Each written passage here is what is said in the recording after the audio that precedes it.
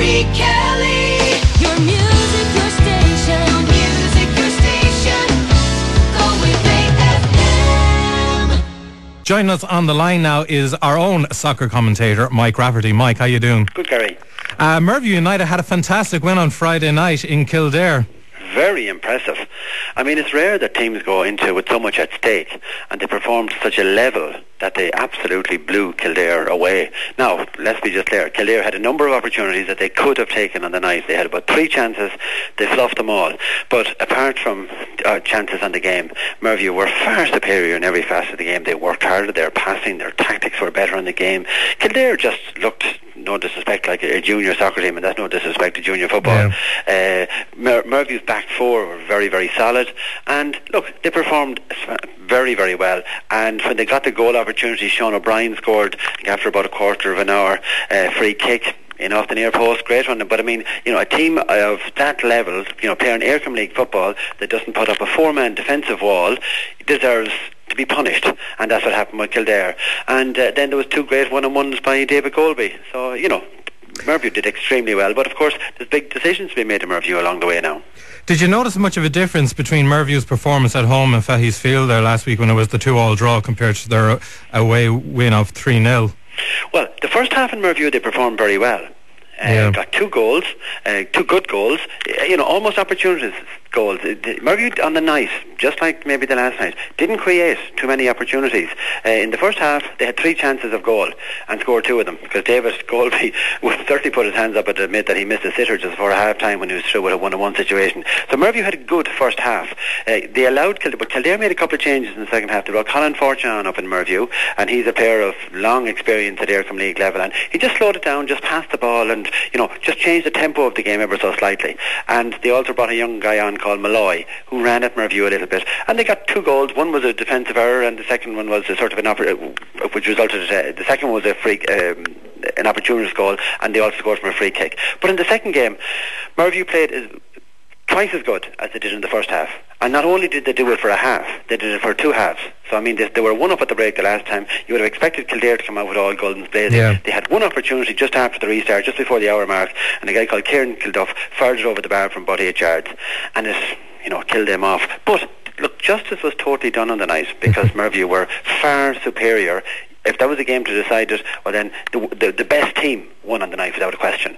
You were saying that the defence was poor for Kildare's home match. Did you see some of the same poor tactics that Tony Cousins had when he was manager of Galway United earlier in the season?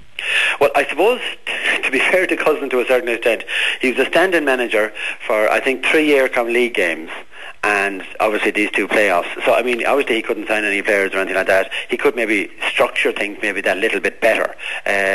We spoke to him after the game in Mervue, and of course he gave us the usual Tony sort of ramble of, you know, give Mervue respect, had them watched 2 or 3 times, had a file prepared on every player, etc, etc, etc.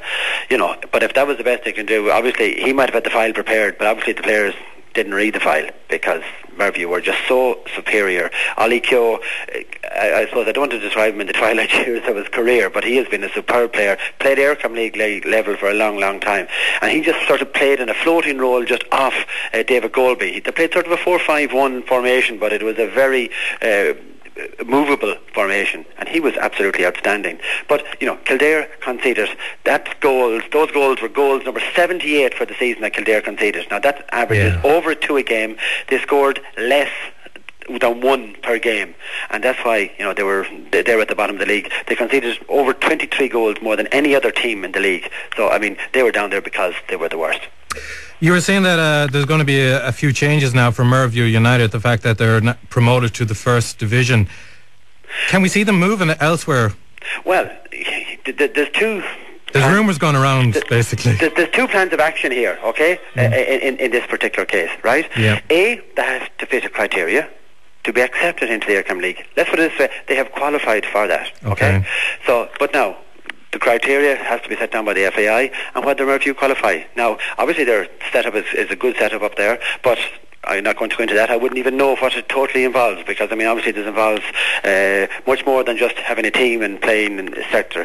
The other thing is, does Mervue United want to do it, right? About 5 minutes from the end of the game the last night, I asked George Guest, who's the club chairman, and he said, obviously we'll have to have a look at it. We talked about it, and it's something that we wanted to do. But he said, we have over 20 teams in Mervue United, and they have to be given consideration as well. So, I mean, obviously with a huge club, it's going to be a 33 league game season with your League Cup and FAI Cup. That means at least 35 games for the season. John Glenn afterwards spoke that, they're going to remain amateur and all that. They would have to improve the squad. So, I mean, there is a huge cost involved. Is that the main thing, the fear of financial costs? Well, but it has to be a major consideration. I mean, it costs... I was talking to somebody in a junior club recently who would have a junior team and a number of schoolboy teams. And it cost them something, almost $100,000 to run their team for a year. No, that was due to a lot of travel and things like that. But that's the type of costs you have in junior football. Now, they're going to have 17 games away from home from north, south, east and west. So there's a lot of travel. The only saving grace from their point of view is that, well, according to John, was that the team would remain amateur. Right. So that would... But you have to bring in players. If you bring in players of a certain standard, maybe they might have to be paid. One has to remain to be seen. Then, of course... We have the question of, of course, Galway United or Premier League side again. Can Galway support two clubs? Would Mervue United play their home games up in Fahey's Field, which they have a fine, well-appointed ground? I think they would have to provide some seats. I think that's part of the stand that they have to have. I think 500 seats for the first division. Or would they play games in Terryland Park? So obviously there's a lot of questions to be asked there. I mean, with both our Aircom League clubs, there's a lot of questions to be asked at the moment.